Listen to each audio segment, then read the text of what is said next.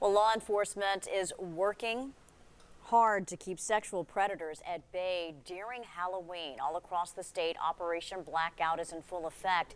That's where officers knock on the doors of sex offenders' homes to remind them they cannot have fall or Halloween decorations, can't leave their lights on at night, and must adhere to a 6 p.m. to 6 a.m. curfew. Fox 43 reporter Daniel Sexton joins us now with what you need to know to keep your family safe.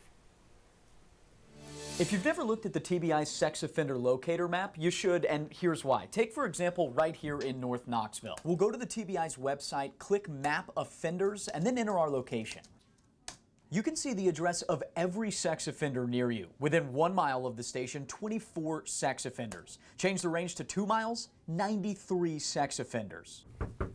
Luckily, law enforcement is working hard to make sure your neighborhood is safe. We're doing pre-Halloween inspections to look for any type of Halloween decorations, costumes, candy, anything that would may lure children and families to their homes when they know the rules and regulations that is prohibited. Since October 21st, probation and parole officers in Knoxville and across the state have been going door to door to make sure offenders have no decorations out and abide by the curfew. Even so, the Department of Corrections tells us on Halloween night they basically start the process all over, saying in part, it's all hands on deck, revisiting and reminding every household, making sure offenders are abiding by the rules. Today we drove to 5 offenders' houses believed to be under the local parole office jurisdiction.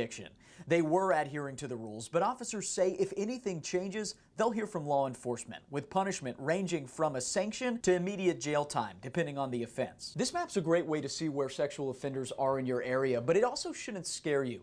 A spokesperson with the Tennessee Department of Corrections told me to his knowledge they have never had a sexual offender under their jurisdiction assault a trick-or-treater on Halloween night. Back to you. All right, Daniel, thank you. That mandatory 6 a.m. to 6 p.m. curfew during Project Blackout ends November 1st.